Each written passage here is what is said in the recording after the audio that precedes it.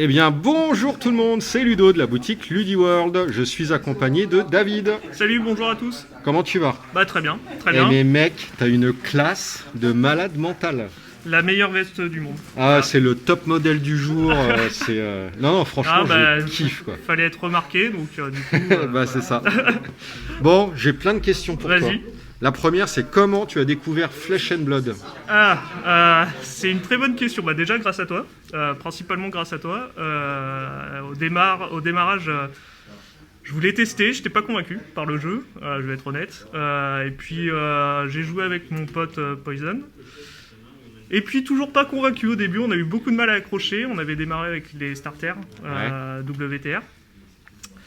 Et puis tu nous as dit qu'il fallait s'accrocher, découvrir le J'ai scellé, fait du le draft. forcing habituel. Alors du forcing, oui et non, justifié avec des arguments et tout, non, c'était bien. Donc du coup on s'est dit, faut tester jusqu'au bout, on va tester tous les formats, pas s'arrêter qu'au starter. Mais c'est bien, ouais, ultra curieux. Et ouais. c'est ça, et en fait c'est la force du jeu je pense aussi, c'est qu'il s'apprécie sur tous les formats en fait. Ouais. Que ce soit le scellé, le draft, le blitz et le CC actuellement. Et petit à petit, bah voilà, j'ai apprécié et T'as plongé. J'ai plongé et c'est. Je vous l'avais dit les gars.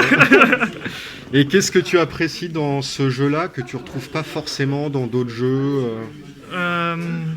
C'est difficile à dire parce que au final, il ressemble pas forcément aux autres jeux. C'est très difficile de comparer. Et du coup, il y a plein de points différents. Mais si je peux en retenir un, ce serait éventuellement la prise de décision. Ouais. Qui impacte quasiment toute la game. Quand tu dis prise de décision, c'est le choix d'utilisation le choix d'utilisation de tes cartes, le choix éventuellement de ne pas défendre, d'utiliser tes PV comme ressources, etc. Et ça a un impact énorme. Et au final, un tour avec 4 cartes en main, bah, tu as énormément de décisions à prendre. Ouais. Et je pense que c'est ça qui me plaît le plus. Ah, c'est cool. Quelle a été aujourd'hui la meilleure carte de ton deck, selon toi? C'est difficile. Difficile. Peut-être, si j'ai le droit, je vais choisir le héros en fait. Ouais. Parce que je joue Reinhardt et je pense que c'est le héros qui m'a fait gagner là, vraiment avec sa capacité. Donc t'es à 2... Je suis à 2-1 pour le à moment. 2-1, d'accord. Largement plus haut que ce que je pensais, donc je suis très content. Et oui, le héros est génial à jouer, c'est hyper satisfaisant d'utiliser sa capacité pour retirer les cartes de la main adverse et qu'il ne puisse pas défendre. L'intimidate, c'est génial. Intimidate, c'est vraiment génial, quand ça tourne bien évidemment. Ouais. Et puis il a aussi ce côté un peu joueur où tu lances des dés un petit peu de temps en temps et des fois bah, ça peut exploser. Et donc, ouais, c'est le gamble très risqué de la brute. Je compense le talent avec la chance, quoi. Ok. Quelle est la meilleure carte du format, donc du format classique Constructed, selon toi? La meilleure carte? Ouais. Actuellement, c'est compliqué. Tout dépend si on a une âme ou pas. Briard. Ouais, il y en a un qui dit Briard là-bas. C'est exactement ce que j'allais dire. Si on a une âme ou si on n'en a pas, si on n'a pas d'âme, je pense qu'actuellement la meilleure carte du format c'est peut-être la Rosetta. Ouais. L'arme est, je pense, trop forte. Après, si on parle hors équipement, etc., c'est compliqué aussi à sortir. Après, Command & Conquer est tellement exceptionnel que ça fait la différence. Enfin, on voit les decks qui l'ont et les decks qui l'ont pas, en fait.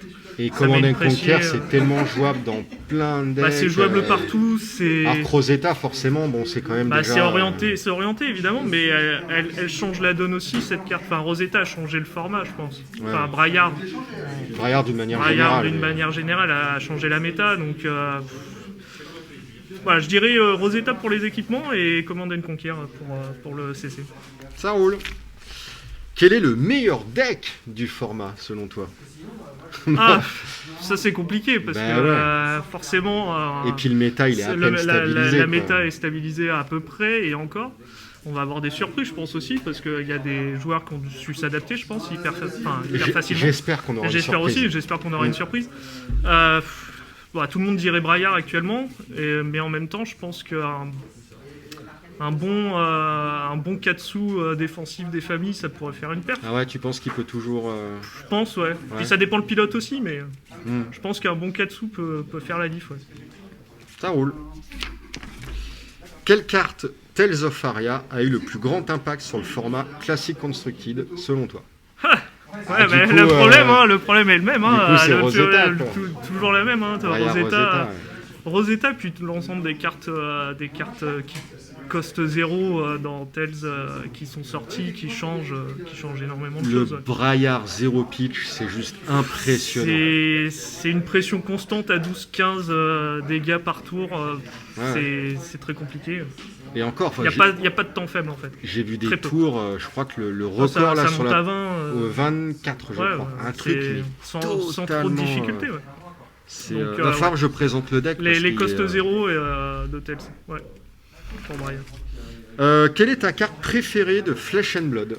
Ma carte préférée? Ouais, que ce soit bah là, gameplay ou illu, enfin ce que tu veux, quoi. Voilà, bah là je vais prendre pour mon deck la carte spécialisation de Reinhardt. J'ai plus le nom en Alpha tête. Rampage. Alpha Rampage. Ouais. Je trouve Je sais plus ce qu'elle fait, mais elle est géniale. Déjà l'illustration est sublime. C'est ouais. C'est la plus La grosse bordure carte. des Là, signatures, les signatures sublime. sont magnifiques. La carte est exceptionnellement forte dans le deck. C'est ma carte préférée. Ça roule. Et le set, Ouais, quelle extension tu préfères? c'est difficile à dire parce qu'au final, en fait, les deux premiers sets, j'ai pas beaucoup joué. Je me Ouais, suis t'as mis. tout de suite connu avec le méta J'ai tout de complet, suite, quoi. ouais, et puis j'ai tout de suite joué beaucoup avec Monarch. Mhm. Donc je dirais Monarch. Ça roule. Et plus sur la mécanique, sur l'ambiance, sur la thématique Shadowlight. Ouais, sur l'ensemble du set, je trouve qu'il est assez équilibré, même si Shane s'est démarqué très rapidement. Au final, voilà, Boltyn, j'ai adoré, Prism, Moi aussi, perf Boltyn, toujours, j'ai jamais réussi, c'était ultra dur, mais je kiffais, quoi. Ouais, voilà, Prism fonctionne, on voit des Lévia aujourd'hui, Shane est toujours, je pense, très fort, donc voilà, c'est un set qui a réussi à être complet, pas forcément avec un deck surdominant, on va Ouais, dire, ouais. même si Shane a été Shane a exceptionnel, été mais au nerfé final, quand même, Prism a réussi à repasser devant, donc voilà, Ouais. pour l'ensemble, Non, la c'est stabilité. Quel est le meilleur Runeblade? C'est quoi cette question? Mais faut arrêter. Alors, Donc Shane, Viscerail ou Briard? Bon, je pense que tout le monde a compris. Hein. ouais, mais en fait, non, je vais dire Viscerail. Ah ouais. Ouais, je pense que les vrais joueurs de Runeblade, c'est des joueurs Viscerail. Pour le challenge. Pour l'ensemble, c'est le premier. Je pense Moi, qu'il je y a t'avoue du challenge que- avec lui et au final il peut perdre, donc ça se voit aujourd'hui. Il y a un collègue. Tu penses que Viscerail peut encore... Bah, je pense que ça peut. Oui, après c'est toujours pareil, entre de bonnes mains, etc. Mais... J'ai vu des Viscerail qui jouaient Rosetta. Ah bah oui, maintenant C'est- c'est pour ça que je te disais tout à l'heure que Rosetta change la méta, parce que Viscerail joue Rosetta aussi, il peut le jouer, il le joue bien. Donc, je pense que Viscerail c'est le meilleur Runeblade. Faudrait que je teste le héros. Moi, c'était compliqué, je trouvais. Enfin, il m'en faut peu, tu me connais. Oui, hein, bah c'est ça. J'ai un cerveau limité. Hein. C'est ça, je crois. Non, mais le setup est intéressant et il a plusieurs versions. Il peut OTK, il peut constamment agresser aussi. Et j'aime beaucoup.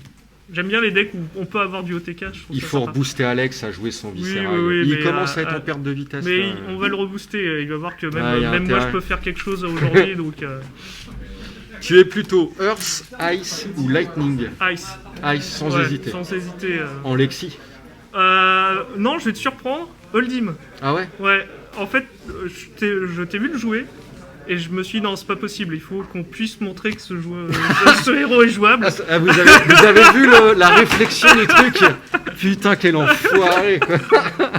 Non, mais en même temps, tu m'as vu le jouer en scellé. Non, mais c'est ça, non, mais t'as semé les graines en fait. Et je me suis dit non, c'est jouable, ça a l'air intéressant, etc. moi, j'aime bien, en fait, Non, mais j'aime Holdim, bien, non, mais pour blague à part, je trouve que.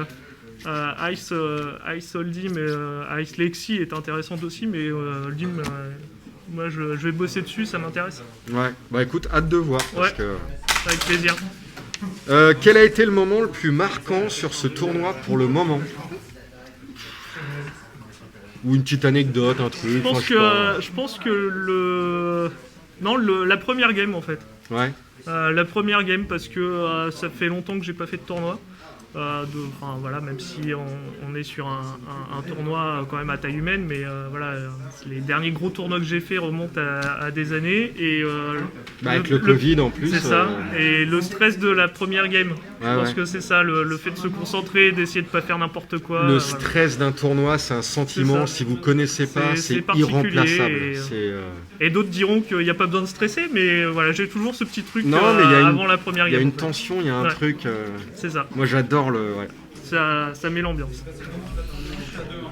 Ton pronostic pour le futur champion de France, ou alors qui aimerais-tu voir gagner? Oh bah Seb. Poisoned. Bah ouais. Moi okay. J'aimerais bien aussi. J'aimerais bien. Après. Malgré ce qu'il dit, je suis pas bon, je suis blablabla. Non, mais il est très humble aussi, il connaît ses faiblesses. Non, c'est un faux modeste. Non, mais il connaît ses faiblesses, il sait qu'il est capable de bien jouer, mais il sait aussi, il connaît très bien la méta. Il est réaliste. Oui. Et c'est quelqu'un qui, comme je lui ai toujours dit, il maîtrise excessivement bien et le ruling et l'ensemble des cartes existantes.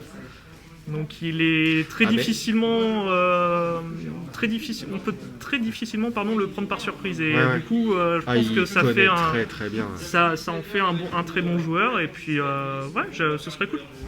Ouais, moi je suis d'accord. Pourquoi Twin Peaks est ta série préférée? Non. Voilà. Ok. Bon. Ah merde.